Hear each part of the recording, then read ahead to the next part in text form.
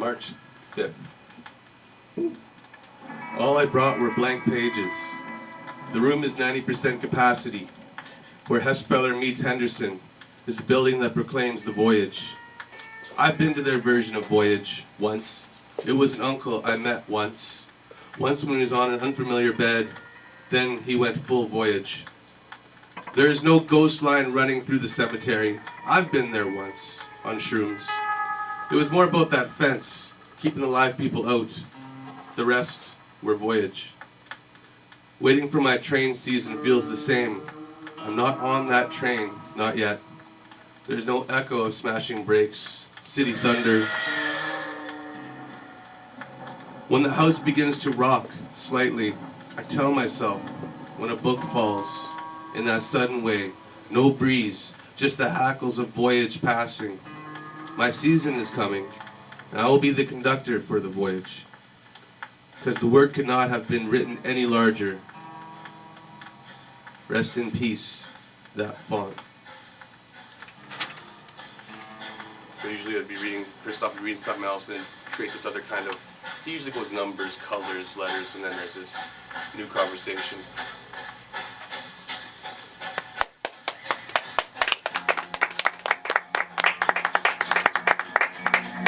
I started in 2002 or 3, and we opened up for a bluegrass band, and it went really well, so we kind of developed this monster.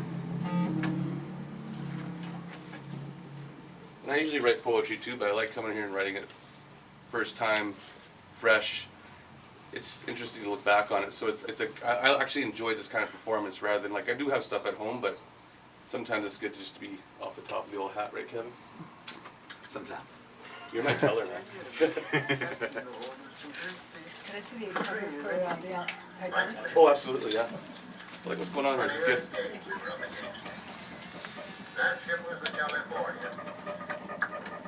The original award-winning CBC broadcast. CBC. But a few feet in the same length. Both ships were only a few thousand tons different in weight. The similarities continue. Both ships were triple screw and could do about 24 to 25 knots on high seas. Interestingly, they only had enough lifeboats for a fraction of their total capacity, 2,000 passengers in the fleet. That was particularly important at the time, because they were both labeled as unsinkable. The real ship was Watch the coin there.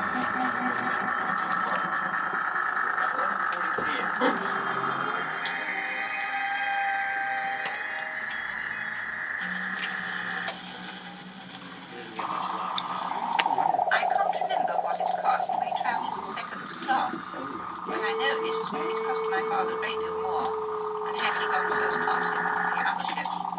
But he was quite prepared to pay this extra and terribly excited about it. Because the whole world was talking about the Titanic, this wonderful new ship. It's not merely as an inbuilt fence that was a memorial to the Titanic. And on this memorial, the names are in order of importance. And next to it is the 1914-18 woman.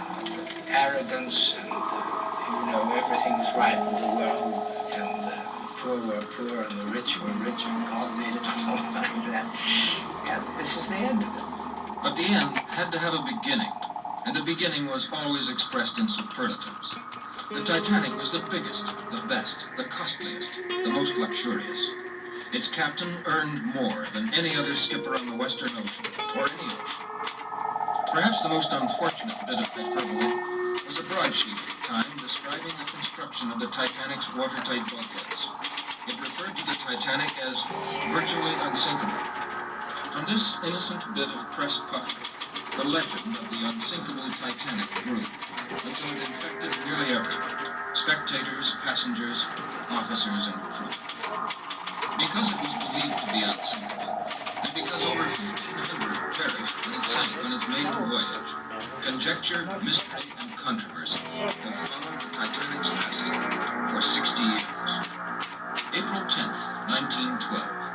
Blue Peter flapped idly in the forest. Crew and passengers had all embarked aboard the Titanic, lying at Ocean Dock in Southampton. One of the passengers later described it as looking like the side of a cliff. A few spectators, not many, because a maiden voyage was not the the event in 1912 as it might be today, waved to friends aboard. And the harbor gave the traditional send-off that any new ship, and particularly the Titanic, might expect.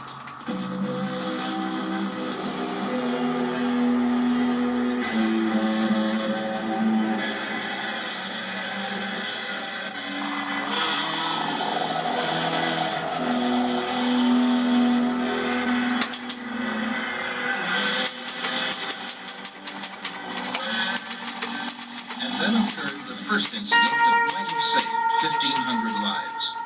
Two other steamers were moored side by side on the other side of Ocean Dock. The outside one, nearest the Titanic, was the New York, a small passenger ship that seemed dwarfed by the immensity of the White Star's newest and proudest vessel. As Captain Smith gave the order for slow astern both, and the two monstrous bronze propellers began to thrash, the suction from the port screw pulled the New York toward the Titanic, snapped her hawsers like string. For a moment, a collision seemed inevitable. But Captain Smith realized what was happening and quickly rang stop engines. Fast work by an alert tugboat skipper stopped the swinging New York, and the Titanic was, finally, safely on her way. It has been said many times since that that collision, if it had occurred, might have saved the Titanic from the iceberg it met in midnight waters 4.5 days later. From Southampton, the Titanic went to Cherbourg, where Edith Russell, among many others, took possession of her first-class suite. That tender plunged. What do you think it's thinking about? We sat there on the tender while the Titanic started to fall. Caviar, asparagus, everything you can think of. Well, there were food products from the turtles. I don't know how it was happening. Finally, we were told to go up and cross on the gangplank to the Titanic. Now that gangplank, it jumped up and down just like that. Get off. So don't be silly. You're overworked. I said, do me a favor, Mr. Morgan. When you go back to Paris, insure this merchandise, will you? Oh, yeah. I've got a feeling. I've got a feeling. Don't be silly. You're just overworked. Go on. So, I had this thing I got on the ship. And my feeling was so strong that I wrote to my secretary, our store, a letter, which I published, which I posted rather, from Queenstown, saying, They were not shared by the Titanic's officers. They were well satisfied with the style and performance of their brand new ship. None of these officers is alive today. Second Officer Lightoller recorded his impressions of the Titanic's maiden voyage for the BBC in 1936. His story bears repeating today. Throughout the day, there have been the usual wireless messages from different ships, reporting the weather on icebergs and so forth. But as none of these birds reported they are of course unpredictable when it is concerned. But when the evidence came to be sifted out, inquiries made and gone about, in that came out that was very well omitted. Meaning the Titanic was, by prediction, had never been delivered to Britain. That message came from the ship, all of them was soft. Warning all ships, giving Titanic, icebergs, and sea life in an area hardly be detected. In my opinion, it was a warning of the most vital importance. You see, I was officer one. I'm in charge of the ship when that saw the message came over. And I know perfectly well what I should have done if it had come to my hand. Without a shadow of doubt, I would have steered her down the boat. That would have been embarrassing. I'm safe for the captain. More than likely, in fact almost certainly, he would have stopped the ship altogether and waited for daylight. March 5th, Way through. 2017. Anyhow, the long and The short of it, Titanic was the biggest, I think the he greatest. or any What other could ever go wrong? about that message. We are living in Titanic times. Everything huge. Icy rendezvous. We were falling off the side of the cliff, his send-off for the voyage. I always wonder how the story ends. No matter how many times I listened when she went down, everything went alphabetical, titestical. If only I had crashed in port. I keep waiting for that outcome. Every day, get up, hope for a new result, not knowing how this record ends, how it's recorded. He turned straight iceberg. The Fortune block has been haunted for decades, rooms at capacity, a waiting room, not a voyage. Unless being swallowed by a whale was printed on the ticket, these impressions from 1936, repeating, caught in the black hole groove, skip, iceberg, repeat, skip, Titanic, repeat, skip, coffee, repeat, no, never skip coffee, skip, record, skip, record, skip, record, skip. That was Titanic. And it was a moment, and it was like, that stood up. And then later he got a raise. Yeah. Because he said, that's it. No. D, F, and J. Professional speaking skill. Yeah, sure. Welcome to the Smith Corona 10-day touch typewriting course, and congratulations on owning a Smith Corona. If you follow instructions carefully, take time to correct any weaknesses which develop, and practice as suggested, you should soon be typing faster than most people write by hand. Additional speed and skill will of course come with practice. Have you studied the preliminary instructions and correct typing technique illustrations on page 1 of your typing textbook?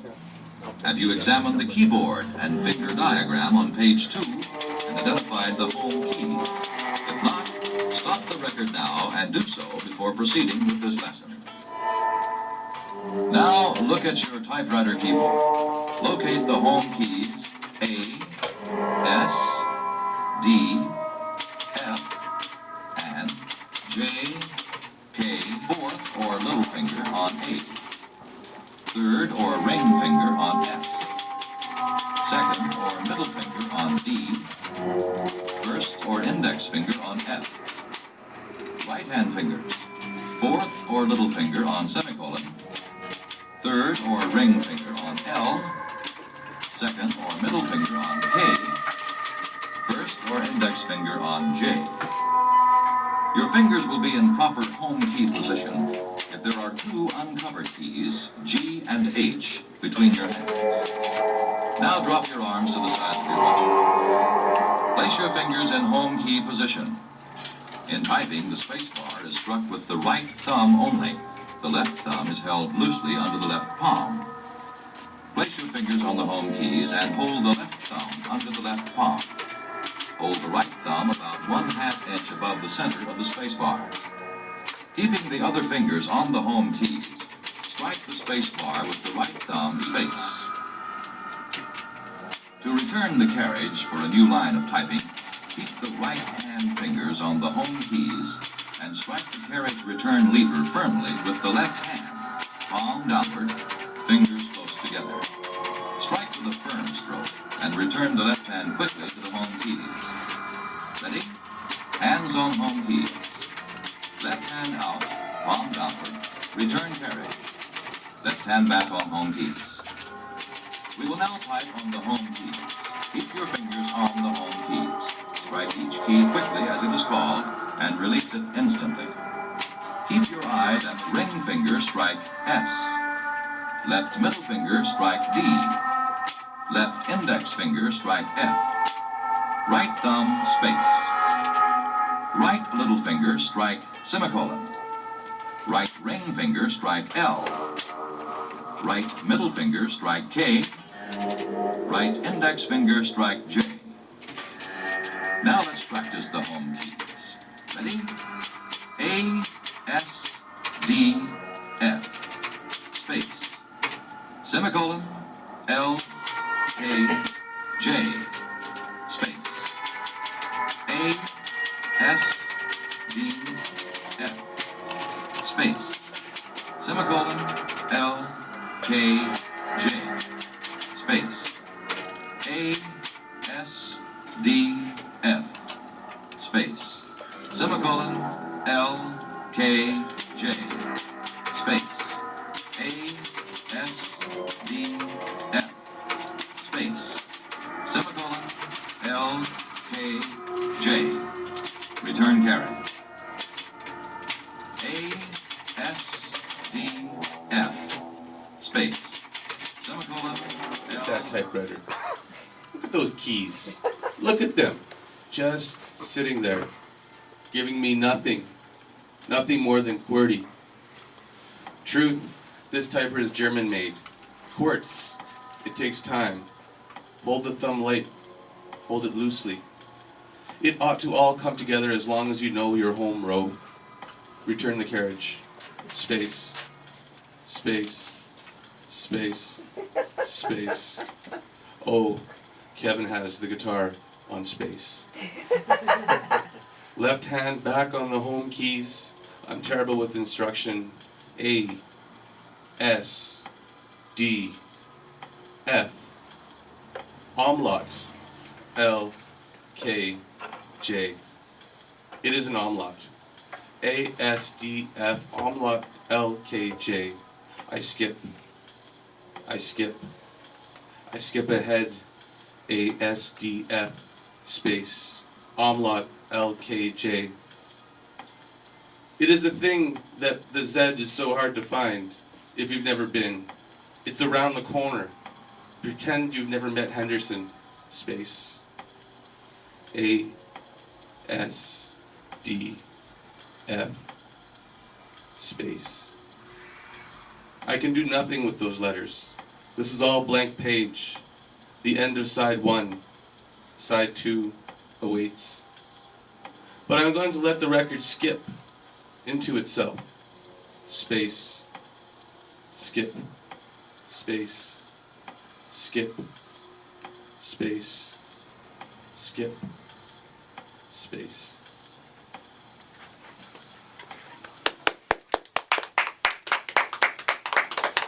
So, you know what?